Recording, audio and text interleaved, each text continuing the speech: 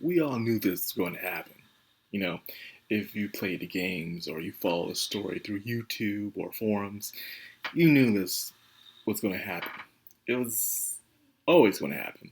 Now, the real question was, could they stick the landing? Could this been a strong impact? Could it add something different, a different flavor, give more context, a good execution, one would say. And I say, yeah, they did a pretty good job at this. They really did. The end of Yorha at the end. They escaped the bunker, but they weren't the only ones to escape it. Imagine the only ones who escaped besides you were those who were also infected with the virus. So they were separated, far from each other. Some say coincidence, I say this was done on purpose. Because right when 9S was in the desert, he had every single thing trying to stop him from finding 2B. While 2B, in her own way, was finding somewhere to be away from others. Because she was infected by the virus. It was too late, man. She couldn't do anything about it. And I remember playing this in the game, and you're playing her and you're hoping that something will overcome this. Like, she's the main character. There's no way she's gonna die yet. And that's how you thought. Yorha is officially destroyed. They can't go back up to the bunker and re-upload their memories or their data. It is gone. They have officially became human in a way, or so it seems. Now, you're playing her and you're seeing her just glitch out and she's just having a hard time just keeping it together. She's even in a worse state. She's missing an arm. She barely can keep her consciousness, just finding some point to go to be by herself while being chased down by hostile machine life forms at the same time. It was no easy task for her, while 9S is fighting these giant floating machines in the desert, doing whatever he can to make it to 2B.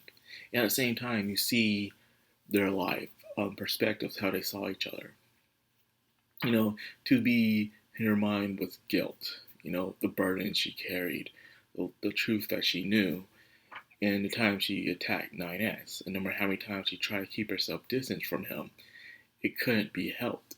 She kept falling in love with him no matter what happened. He was the exact opposite of her. And she liked that. She really did. So all she think about was her mission, the burdens, the people she fought alongside with, and everything else. She was a very selfless person, you could say. She had to for the sake of her job. 9S, however, was different. 9S was very selfish, not in a bad way.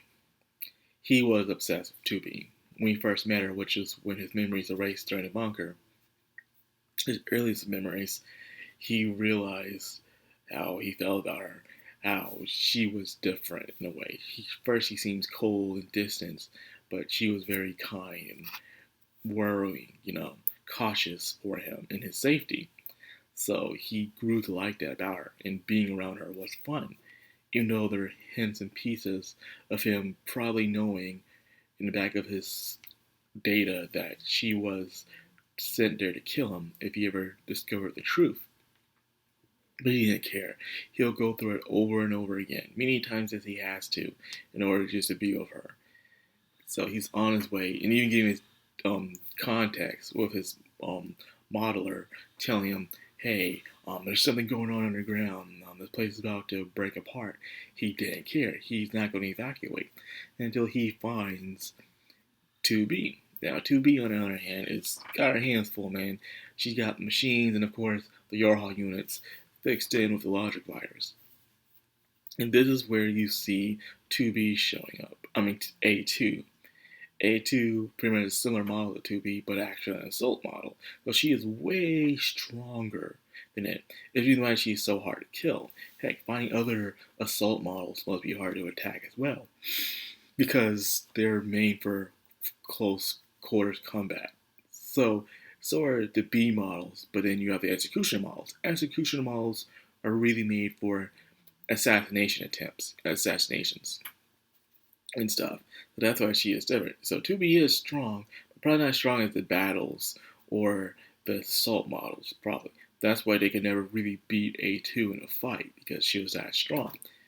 And 9S has his hacking, so he can really overcome a lot of people with that power he has, that broken hacker, because he is the best hacker technically in the world, technically by what you're thinking. But anyways, apparently USB devices are their swords, which is very interesting. You thought it would be something else, but nope, it's the sword.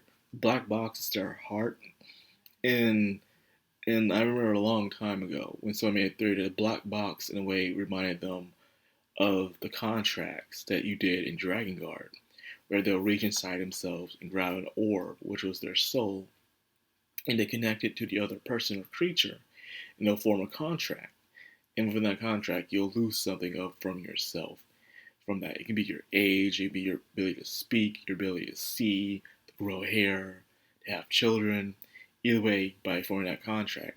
So, what they did inside of Nier, where they went inside themselves and they grabbed, you can say the black box is more of their soul than is their heart in a way, but instead it caused a nuclear explosion instead. Very interesting.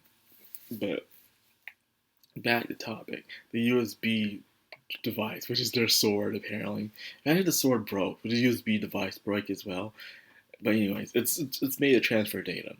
So she gave it to A2. A2 accepted it, and A2 in a way is like 2B. They both had to carry the burdens of the truth and for the sake of the mission. So for A2 abandoned the mission, but because of that, she is literally the only survivor left, technically, all because she abandoned Yorha. Like something that never happened before. But she is too powerful to leave behind. It's because, as many people believe, that she is the data of past Yohane. Not Yohane, damn.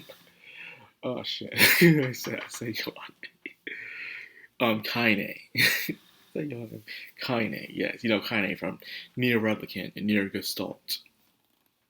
So she's almost like that destined figure that's made to defy fate no matter what.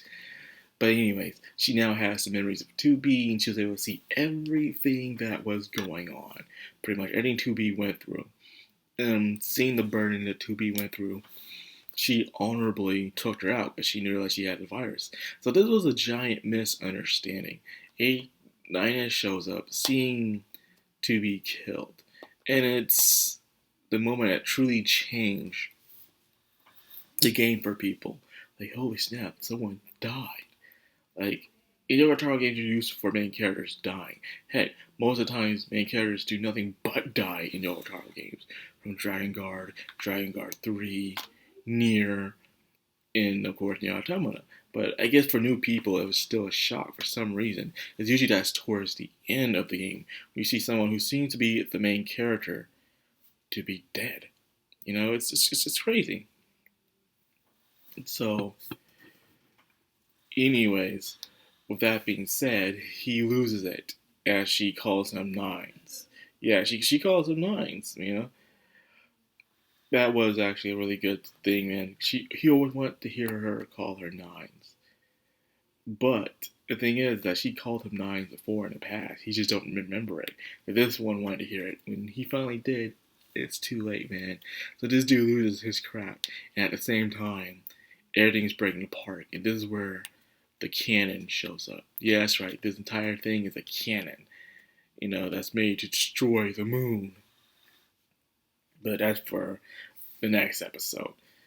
What else is there to happen? Oh yeah, during the after credit scenes where they do the little endings and stuff, where 9S was searching for playing hide and seek and he found the pods. The pods were doing a cameo to Nier Reincarnation. Yeah, cameo. So if you don't know about Nier Reincarnation, oh, there's a character that follows you called Mama, and usually they'll look like a black ghost or look like a white ghost. And you see the two paws looking like both of those cameos from that game, the mobile game, and stuff. People theorize that Nier Reincarnation is the third Nier game. I think it's more side content or side sequel more than anything, but I need to find someone who do a vocal explanation of Nier Reincarnation and see how it connects to the original Nier series. There'll be something about it. I need to find out. But yeah, man, we had some cameos and a better explanation of what happened during the end of 2B and now what becomes 9S and A2 after that eruption. So we're in the gist of it, people. We are definitely in the gist of it, man. It's about to get crazy and depressing. Really, really depressing. But hey, that's what we're here for. Jokotaro. So that being said, that's all of this video here. I hope you guys enjoyed. If you did, like, comment, subscribe, of course. Hit that bell icon. This has been Madcrownxox, all anime. Signing out.